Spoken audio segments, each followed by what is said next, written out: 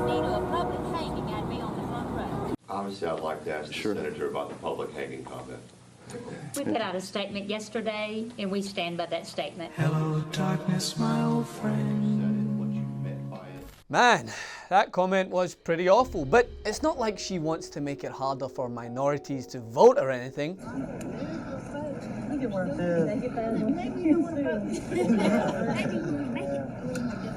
Well, at least she's not proudly posing in an old Confederate uniform while running against a black candidate or anything. Oh, she did that too. So she's just unapologetically racist. But how can that be? Everyone says that racism isn't an issue anymore. Yet here we have a senator running in 2018 making the most absurdly racist comments in a state that has a long history of ugliness and not apologizing for it. We put out a statement yesterday, and we stand by that statement. But yet is still in pole position to win the Mississippi Senate seat. And now, let me start by saying this. You can't say racism doesn't exist and then dismiss the vulgar BS coming from this woman's mouth because it's the South. Last I checked, the South is part of the United States. And therefore, if the South remains entrenched in racism, then guess what?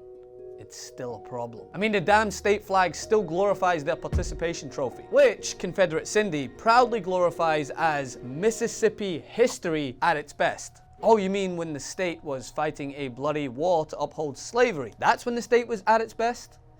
Okay then. And no surprise, Donnie is planning a trip down there to pull for Cindy as her midterm runoff election against Mike Espy grows closer and closer. So you can expect plenty more dog whistles in the near future as Donnie and Cindy combine for a racist duet that will be music to Confederate loving ears. I mean, honestly, right, how can people turn around and argue that racism doesn't play a role in politics in the United States or pretend it's the left making everything about race when in Florida, newly elected governor accepted money from a man who called Obama a sand N-word, said that his fellow Floridians should not monkey this up by voting for his opponent, black candidate Andrew Gillum. And now in Mississippi, you got a woman saying she'd probably be in the front row with popcorn at a public lynching. I mean, what country are you people talking about when you say this? Seriously, do you just blank out any words related to racism and then just pay attention when the words great or again are uttered? At this rate, Cindy could turn up to a rally with a noose and these same people would just say it's a necklace. Now here's the thing, don't get me wrong, while some senators in this country want to take us backwards, there are countless others taking us forward. This midterm has proved that. We have the first Somali American elected to Congress, first openly gay man to win a gubernatorial race, the first Muslim woman ever elected to Congress, the first black woman ever elected to Congress from Connecticut and Massachusetts, the first Native American woman elected to Congress, and the youngest woman ever